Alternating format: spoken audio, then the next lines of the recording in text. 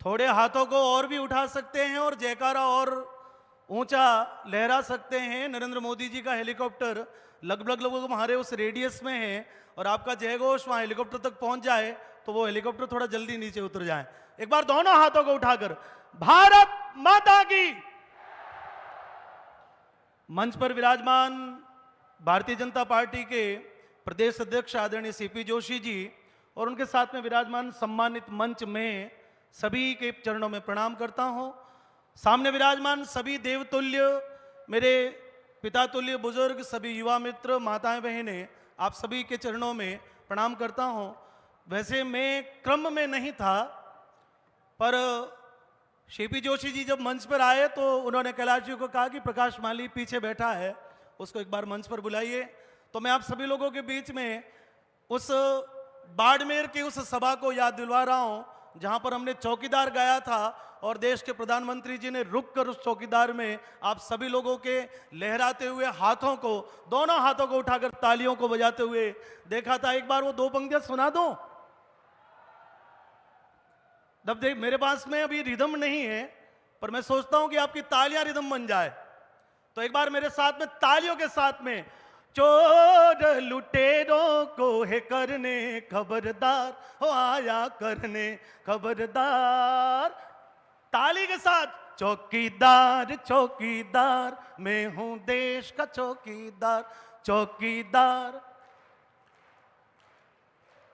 अब तालियां आ रही है, इसके साथ में आपकी आवाज मिल जाए तो थोड़ा और अच्छा लगेगा मुझे। देखिए, भाषण जो है वो कहने वाले मंच पर सभी महानुभाव विराजमान है, लेकिन मुझे जो अनुभव में आया, मैं मात्र दो बातें कहने के लिए आप सभी लोगों के बीच में इस मंच पर खड़ा हुआ हूं। एक बार सभी लोग दोनों हाथों को उठा ले ताली के साथ, 1 2 3 4। चोर लुटेरों को है करने खबरदार, हो आया करने खबरदार। चौकीदार चौकीदार मैं हूं, चौकीदार चौकीदार। तो ये जो चौकीदार शब्द है वो एक दिन मोदी जी ने एक भाषण में उपयोग में किया, क्योंकि उससे पहले प्रत्येक दिन के अखबार में कोई न कोई घोटाला, कोई न कोई चोरी, कोई न कोई बड़ा स्कैम छपा हुआ मिलता था। और मोदी जी ने एक दिन मंच पर कह दिया कि इन सारे घोटाला और इन सारे चोरों पर मैं चौकीदार बन के खड़ा हूं। और जिस दिन उन्होंने कहा, देश का प्रत्येक व्यक्ति चौकीदार बन के खड़ा रहा। आज 9 वर्ष हो गए, आप में से किसी ने भी कभी अखबार में देश में 2 घटनाओं का जिक्र नहीं सुना होगा। एक तो कि केंद्र की सरकार या सरकार ने, किसी भी मंत्री ने कोई घोटाला किया, और सबसे बड़ी बात कि 2014 के बाद में देश में कोई भी आतंकी घटना नहीं हुई। ये पराक्रम जो है मित्रों, आप लोगों ने दिल्ली में बैठाया है कि जब पुलवामा का हमला हुआ, उसके बाद में सर्जिकल स्ट्राइक हुई, एयर स्ट्राइक हुई, हमारे देश के जाबाज अभिनंदन ने करिश्मा करके दिखाया। उसके बाद में इस देश में आतंकी घटना अखबार में छपनी बंद हो गई, क्योंकि आतंकी जहां से आने वाले थे उनके वहां पर आटा 250 रुपए किलो हो गया। वहां का पूर्व प्रधानमंत्री जेल में है,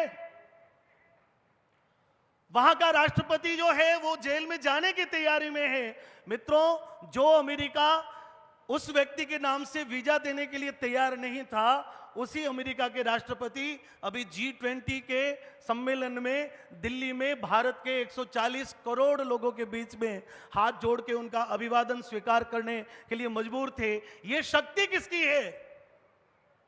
ये शक्ति किसने बिठाई? दिल्ली में उस शक्ति को बिठाने वाले लोग कौन हैं?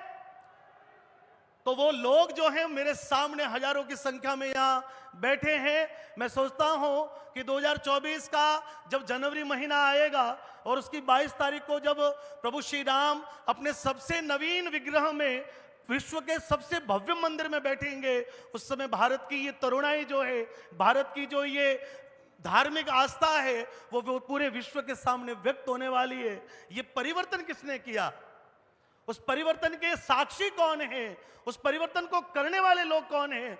2023 का ये जो चुनाव है, एक बार 2024 का पूर्व का रण है।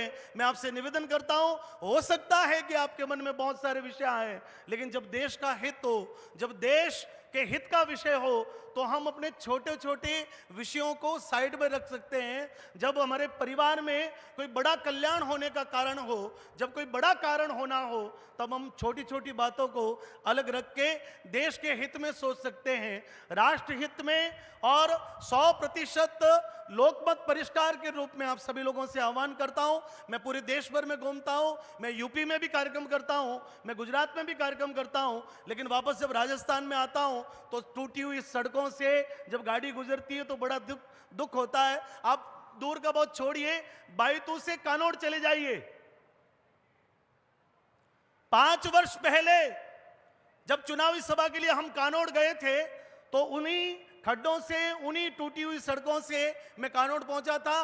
बालोतरा से बायतू आने में हमको 22 मिनट लगे, लेकिन यहां से कानोड़ पहुंचने में हमको 42 मिनट लगे। और ये तुरंत की घटना है। कुछ समय पहले आदरणीय किशोर सिंह जी कानोड़ ने अपने घर पे कार्यक्रम रखा तो आदरणीय गजेंद्र जी भी वहां थे, और वहां आकर उन्होंने कहा कि ऐसी रोड, विकास का तुम बिगुल बजाते हो, विकास पुरुष के नाते माने जाते हो, और तुम अपने गांव में, अपने खुद के शहर में उस सड़क से गुजरते हो, तुमको शर्म नहीं आती कि मुझे ये कहने में कि मैं विकास के लिए मैंने ऊंचे अंतरीप बनाए हैं, जब तुम अपनी सड़क ही नहीं बना पाए। तो इस प्रकार के झूठे वादे, झूठे थथोबे दुनिया को देकर खुद की राजनीति चमकाना बंद करो, और सच में कड़ी से कड़ी जोड़कर देश के वैभव को बढ़ाने के लिए ये चुनाव जो है ये बहुत महत्वपूर्ण चुनाव है। आप ये सोच के देखिएगा कि मैं एक वोट दूंगा या नहीं दूंगा, क्या फर्क पड़ जाएगा। मित्रों, आपका एक वोट देश को बनाने में सक्षम है, और आपने चूक कर दी तो इतिहास में हमारी पीढ़ियां एक बार फिर रोएगी। 370 हट गई, भगवान श्री राम का मंदिर बन के तैयार है, सम्मान नागरिकता का जो संविधान है, विधान है, वो आने वाला है। हजारों सपने जो हमारे पूर्वजों ने देखे हैं, वो सारे सपने पूरे करने के लिए नरेंद्र मोदी जी आपसे आह्वान करने आ रहे हैं। और उनसे पहले मैं एक गाने वाला व्यक्ति जो भजन गाकर अपने जीवन को चलाता हूं, प्रभु को साक्षी रखता हूं, संतों महापुरुषों के, गौ माता के गुणगान करता हूं, मैं पूरी निष्ठा के साथ में आप सभी लोगों से आह्वान करने आया हूं कि अपने छोटे छोटे विषय अलग रख के देश के निर्माण में अपना एक वोट आप 25 तारीख को दे देना, तो देश जो है वो मजबूत होगा। हमारे गरीब, वंचित, पीड़ित, शोषित व्यक्ति की आवाज दिल्ली में पहुंचेगी, राजस्थान में पहुंचेगी, हमारे देश का सच्चा विकास हो पाएगा। ऐसी बहुत सारी शुभकामनाओं के साथ में सभी प्रत्याशियों के प्रति प्रभु खेमा बाबा से, बाबा रामदेव जी महाराज से, रानी रूपादेवी जी से, माता रानी भटियाणी जी से, बाबूजी राठौड़ से और वीर तेजा जी महाराज से विनती करता हूं कि हमारे सारे प्रत्याशियों को पूर्ण शक्ति दें, और आप सभी लोगों का साथ इन लोगों के साथ में है। मैं चाहता हूं जिन जिन लोगों को लगता है कि मंच पर बैठे सारे लोग विधानसभा में पहुंचने चाहिए, एक बार हाथ उठा के मेरे साथ में कह दीजिए, भारत माता की, भारत माता की। बहुत बहुत धन्यवाद, नमस्कार।